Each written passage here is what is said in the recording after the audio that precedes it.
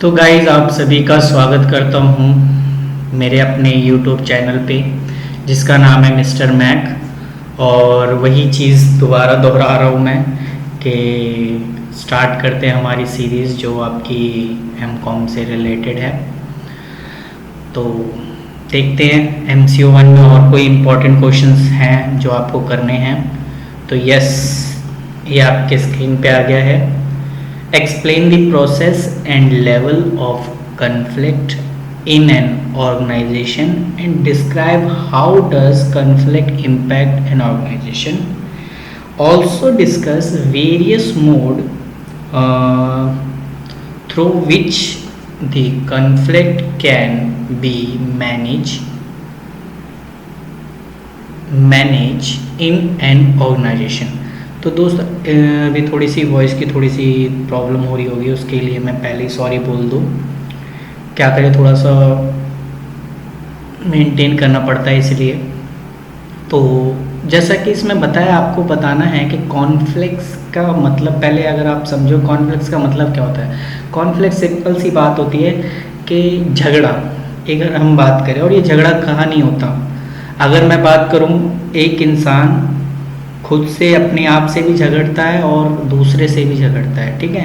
तो वही चीज़ यहाँ पे प्रोसेस में कह रहा है कि explain the process and level of conflict. यानी अगर सिंपल भाषा में कहें कि ऑर्गेनाइजेशन में कौन कौन से लेवल जहाँ झगड़े होने की संभावना है, वो प्रोसेस को आपको समझाना है, ठीक है।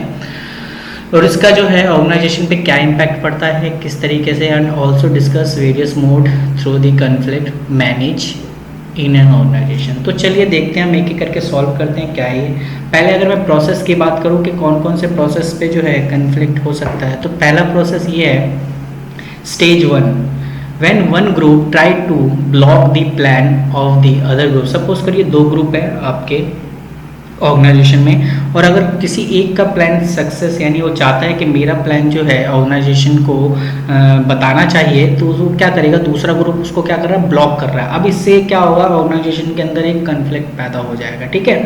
तो ये एक पहला स्टेज बनता है। दूसरा, at the second stage the problem are perceived and the concern person are made to realize the loss that being done to the organization due to they are different, they are emotionally tackled to resolve the conflict। Suppose करिए दूसरे में अगर suppose करिए organisation को एक तरह से loss होता है और उसमें अगर किसी एक पर्सन को जो है रिस्पॉन्सिबिलिटी ठहरा दिया जाए, तो ये तो गलत है ना।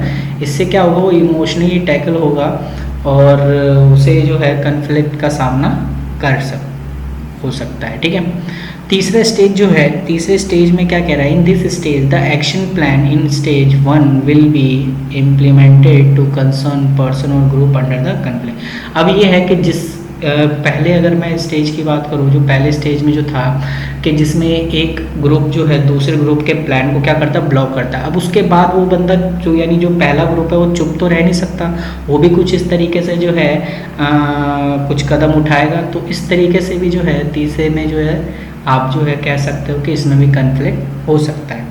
चौथा स्टेज मैंने यहाँ लिखा नहीं है, लेकिन मैं फिर भी आपको चौथे स्टेज में बता दूँ। This stage are very useful as it will enable to superior to understand various form of conflict. ये जो चौथा स्टेज होता है, ये जो सबसे इम्पॉर्टेंट स्टेज होता है, जिसमें जो है वहाँ जो सुपीरियर होता है, जो लीडर होता है, वो उनके जो है प्रॉब्लम को सॉल्व करता है, और सॉल्व तभी करेगा जब उनके कन्फ्लिक्ट को वो समझेगा, ठीक है। तो ये जो है आपका प्रोसेस होता है।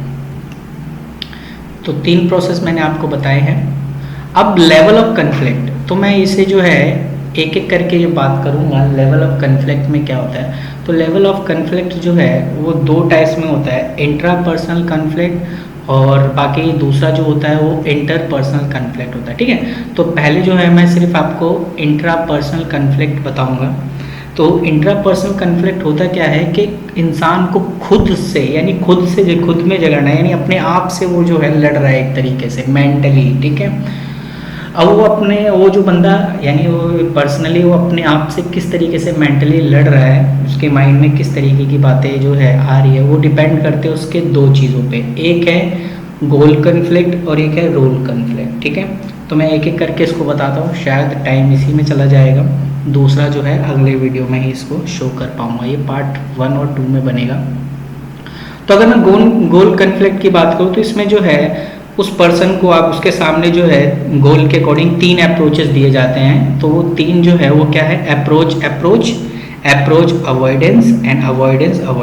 अप्रोच का मतलब होता है पॉजिटिव प्लस, और अप्रोच और आपका अवॉइडेंस का मतलब होता है नेगेटिव। ठीक है, यानी अब उसका किस तरीके से मैं आपको एक एग्जांपल ही देता हूँ। सपोज करो पहला जो है अप्रोच, इसमें क्या होता है, इसमें जो है उस इंसान के सामने 2 गोल रखे जाते हैं। अब वो दोनों पॉजिटिव ही हैं, अब उनमें से उसे वो सिलेक्ट करना है। अब वो जब तक वो सिलेक्ट नहीं कर रहा तो उसके माइंड में जो कन्फ्लिक्ट आ रहा है उसी को हम क्या बोलते हैं, अप्रोच कन्फ्लिक्ट कहते हैं। ठीक है, अकॉर्डिंग टू गोल कन्फ्लिक्ट। अब अप्रोच एंड अवॉइडेंस, अब ये 2 जो है ये पॉजिटिव है और एक अवॉइडेंस, यानी कहते हैं ना हम किसी को कि तेरे लिए एक अच्छी खबर भी है और बुरी खबर भी है।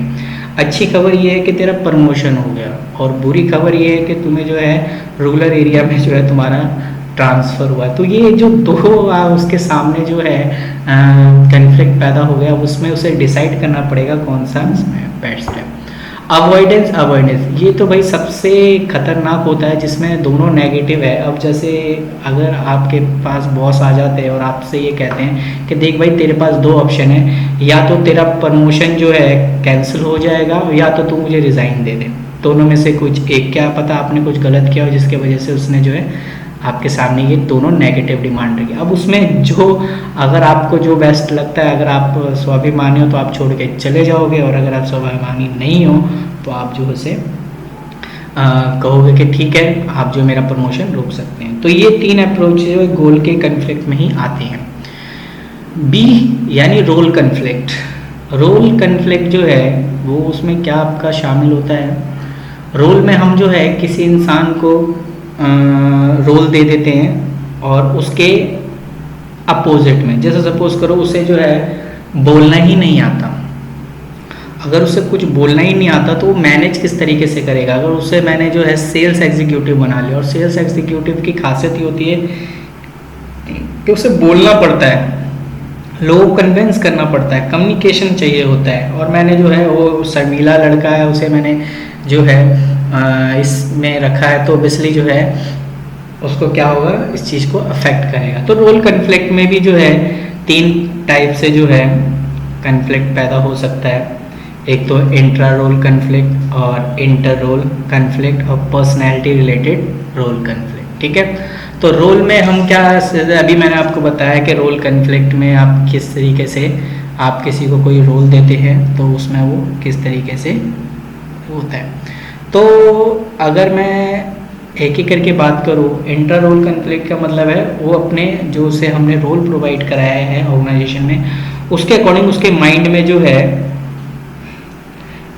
ये चलता रहता है कि क्या मैं इस लायक भी हूँ, क्या मैं इस चीज़ को कर भी सकता हूँ कि नहीं कर सकता। तो ये इंटर रोल कन्फ्लिक्ट के अंदर इस तरीके से आ जाता है। ठीक है, और इंटर रोल कन्फ्लिक्ट का मतलब है आप जो है अपने अलावा, यानी आप सामने वाले को भी जो है कुछ चीज़ बता रहे हो, यानी आपने जो है इंट्रा में तो आप खुद से उस चीज़ को करते हैं, और इंटर रोल कन्फ्लिक्ट में क्या है, आप जो है ऑर्गेनाइजेशन के किसी और पर्सन को आपको जो है समझाना है। आपको रोल दिया गया है कि उसे आपने मोटिवेट करना है, उसे आप जो है अगर उसके कुछ क्या नाम है, अगर उसने कुछ गलती की है तो उसको आप किस तरीके से समझाएंगे। तो ये इंटर रोल कन्फ्लिक्ट है कि आपको बोला है कि आप इस चीज़ को हैंडल करेंगे। ठीक है, और पर्सनैलिटी वाला तो अभी मैंने आपको बताया ही था कि जैसे हम किसी को उसकी पर्सनैलिटी के अकॉर्डिंग जो है गलत रोल दे देते हैं, जैसे अभी मैंने आपको एग्जांपल में बताया था। तो ये कुछ बातें होती हैं जो इंट्रा पर्सन कन्फ्लिक्ट होता है। ठीक है, तो आई होप आपको ये समझ में आया होगा कि इंट्रा पर्सनल कन्फ्लिक्ट होता क्या है, और अगर रहा तो मैं जो है इंटरपर्सनल गोल के बारे में बता दूं अगर हमारे पास टाइम हो तो, लेकिन मुझे नहीं लगता है टाइम होगा। तो ये मैं जो है आपको अगली वीडियो में ही प्रोवाइड करवा पाऊँगा, या इसी में ही आपको आगे कंटिन्यू करता जाऊँगा। तो चलिए, वैसे मुझे नहीं लगता कि आपको इसमें पढ़ना चाहिए, क्योंकि उसे अब आपको थोड़ा ढंग से समझना पड़ेगा। तो आई होप आपको ये चीज़ समझ में आई होगी, और अगर समझ में आई है तो मैं खुश हूँ कि आपको मेरी बात समझ में आ रही है जिस तरीके से मैं आपको समझा रहा हूँ। तो मिलते हैं आपसे अगली वीडियो में।